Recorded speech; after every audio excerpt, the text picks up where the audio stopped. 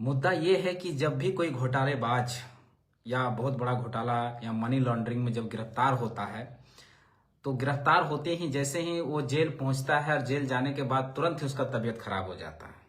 ऐसा क्या है कि जेल जाते ही तबीयत खराब हो जाता है?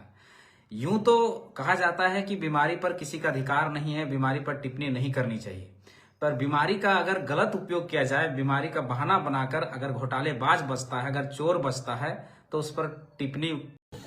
ये बिल्कुल इस राज्य के साथ एक बहुत बड़ा धोखाधड़ी है और निसंदेह इस पर बहुत सारे और भी लोग हैं जो सम्मिलित रहे हैं, जो कि एक दिन का तो है नहीं, ये पूर्व की सरकार के समय से ही चल रहा होगा।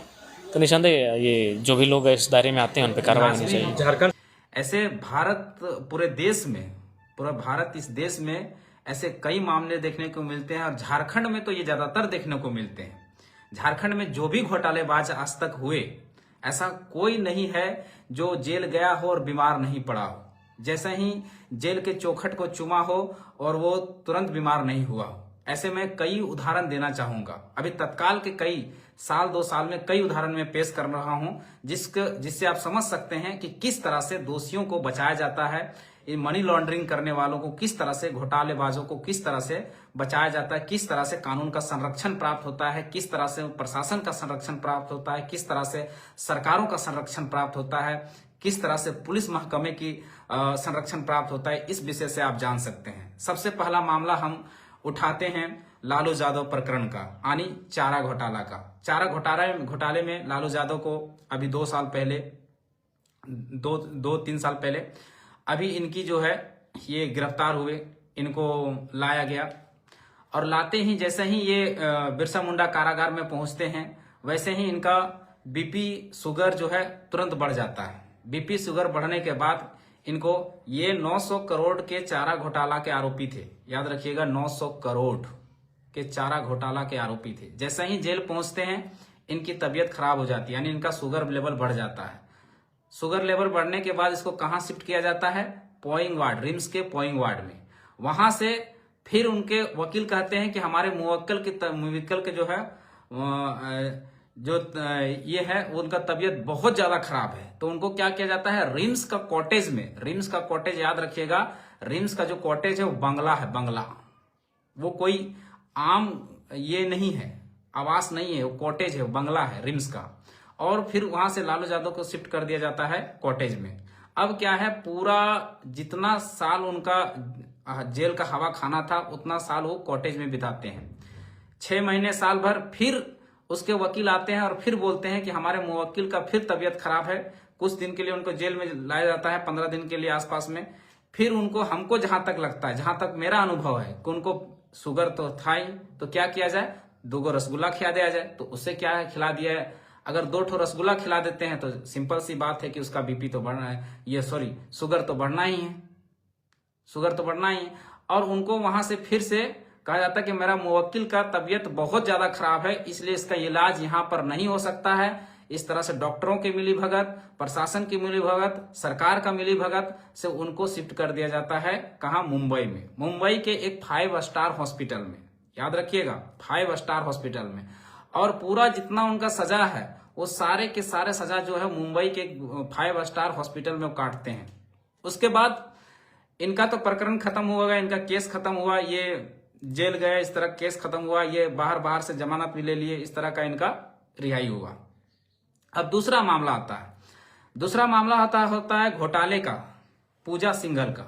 पूजा सिंघल जब पकड़ी जाती है तो पूजा सिंघल जैसे ही वो भी बिरसा मुंडा कारागार पहुंचती है, जैसे ही बिरसा मुंडा जेल पहुंचती है वैसे उसका भी तबीयत खराब हो जाता है, उसका भी बीपी शुगर जो है वो बढ़ जाती है। और फिर वो उसके वकील जो अर्जी लगाते हैं कि मेरा मुवक्किल का जो है तबीयत खराब है, बीपी शुगर बढ़ा हुआ है, इसलिए इनको छूट दी जाए। और फिर उसको रिम्स में शिफ्ट किया जाता है। सॉरी सुनिएगा, फिर जब वो ठीक होके फिर जाती है, फिर वो वही चीज का दोहराई जाता है। फिर कोर्ट कहता है नहीं, इस तरह से इसको ये नहीं किया जा सकता। ये हो गया पूजा सिंघल का मामला। पूजा सिंघल के बाद तुरंत पंकज मिश्रा को गिरफ्तार किया जाता है मनी लॉन्ड्रिंग के मामले में, अवैध खनन के मामले में। जब पंकज मिश्रा को गिरफ्तार किया जाता है तो उसका भी वकील यही दलील देता है। पंकज मिश्रा का जब प्रकरण खत्म होता है तो प्रेम प्रकाश को गिरफ्तार किया जाता है। प्रेम प्रकाश को मनी लॉन्ड्रिंग के मामले में ही उसको भी गिरफ्तार किया जाता है। उसका भी दलील यही होता है कि मेरा मुवक्किल जो है बीमार है। फिर जैसे ही प्रेम प्रकाश का मामला खत्म हो जाता है, डाहो यादव और कितने अनगिनत, और अभी तत्काल में अभी जो प्रकरण चल रहा है, 38 करोड़ के शराब घोटाला हुआ था। ये जेएमएम हेमंत सोरेन के कार्यकाल में 38 करोड़ का शराब घोटाला, उसकी जांच एसीबी कर रही है, एंटी करप्शन ब्यूरो, वो जांच कर रही है। एंटी करप्शन ब्यूरो के रडार में जो सबसे सीनियर यानी वरिष्ठ आईएएस पदाधिकारी जो आए हैं वो हैं विनय चौबे जी। विनय चौबे जी जब आए एसीबी के गिरफ्त में तो इनको जेल ले जाया गया। जैसे ही हटवार जेल पहुंचते हैं, हटवार जेल पहुंचते ही इनकी भी तबीयत खराब हो जाती है। इनके वकीलों का कहना है कि मेरा मुवक्किल का तबीयत खराब है, इसलिए इसको रिलीफ दिया जाए, और उसी आधार पर इनको भी रिम्स लाया गया। अब क्या है कि आज कल से ये महोदय जो हैं, जो 38 करोड़ के शराब घोटाले के मामले में जो जेल जाने वाले थे, जो हटवार जेल का हवा खाने वाले हैं, ये रिम्स के पोइंग वार्ड में इनको भी शिफ्ट किया गया है। रिम्स के पोइंग वार्ड में शिफ्ट किया गया है इनको भी। अब ये अपना मजे से एकदम रिम्स में मजे से पोइंग वार्ड में रहेंगे, जेल का हवा भी नहीं खाएंगे, और इनमें पूरी तरह से सरकार का संलिप्तता है, पूरी तरह से इसमें सरकार का मिली भगत रहता है। सरकार ही इन लोगों को बचाती है, चाहे वो पूजा सिंघल का मामला हो, चाहे वो प्रेम प्रकाश का मामला हो, चाहे वो पंकज मिश्रा का मामला हो, चाहे फिर अभिषेक सिंह का मामला हो, चाहे फिर ये विनय चौबे का मामला हो, चाहे लालू यादव जी का मामला हो। सब में सरकार का मिली भगत रहता है। अगर सरकार का मिली भगत नहीं है तो ये फिर ये चीजें क्यों होती है, कैसे इनको रिहाई होती है, किस तरह से? आखिर शासन प्रशासन तो सरकार का ही है, उनके आदेशों पर चलती है। तो फिर इस तरह से डॉक्टर को भी मिला लिया जाता है, वो भी गलत रिपोर्ट पेश करते हैं। मतलब इनकी मानवता पूरी तरह से मर चुकी है, पूरी तरह से जो अपना कर्तव्य है वो कर्तव्य ये आला अधिकारी जो हैं वो भूल चुकी है, सरकार भी पूरी तरह से भूल चुकी है। अगर नहीं यही मामले में अगर कोई गरीब आदमी, गरीब गुरबा, कोई भी, बहुत सारे जो हटवाल जेल जा रहे हैं वो बीमार क्यों नहीं पड़ते? केवल घोटालेबाज ही बीमार क्यों हो जाते हैं? जैसे जेल का चौखट चूमते हैं वैसा ही बीमार कैसे हो जाते हैं? और भी लोग तो बीमार होने चाहिए थे। कितने लोग जा रहे हैं हटवार जेल, कितने लोगों को दोषी पाया जा रहा है, कितने लोग भेजे जा रहे हैं, लेकिन वो अरेस्ट नहीं हो, वो बीमार नहीं हो रहे हैं। क्यों? कारण तो हमें भी नहीं पता।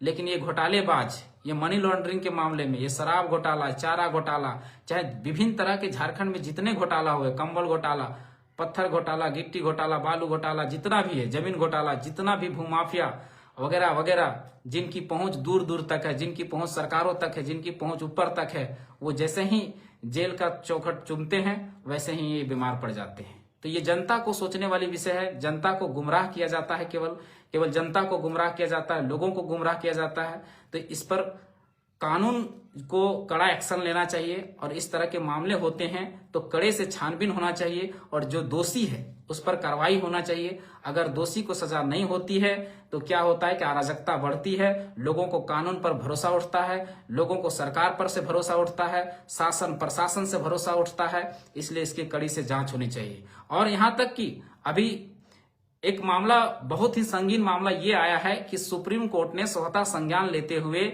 झारखंड हाईकोर्ट पर टिप्पणी की है कि झारखंड जो हाईकोर्ट है वो बहुत ही सुस्त तरीके से चल रहा है, बहुत ही सुस्त तरीके से। ये मैं नहीं कह रहा हूं, ये भारत के सुप्रीम कोर्ट जो है, जो सर्वोच्च न्यायालय है, उसने झारखंड के उच्च न्यायालय पर अपने टिप्पणी की है कि झारखंड का जो उच्च न्यायालय है पूरी तरह से ये भ्रष्टाचारियों में संलिप्त हो चुकी है। मतलब कहीं ना कहीं यहाँ के जज, यहाँ के वकील सब के सब सेट हो जा रहे हैं। तो दुर्भाग्य की बात है, झारखंड का शासन और प्रशासन और कानून व्यवस्था कहाँ जाएगी? लोगों को, आम लोगों को कहाँ इस राज्य में न्याय मिलेगी? नहीं मिलेगी। क्या आम लोगों के या चोर उचक्कों पर या बड़े जो घोटालेबाज है, क्या उन पर कानून का डर रहेगा? नहीं रहेगा। अगर इस तरह की चीजें होती है तो चोर उचक्कों पर, बड़े बड़े मनी लॉन्ड्रिंग करने वालों पर, घोटालेबाजों पर क्या कानून का डर होगा? अगर उनको सजा नहीं मिलेगी तो कानून का डर होगा? कतई नहीं होगा।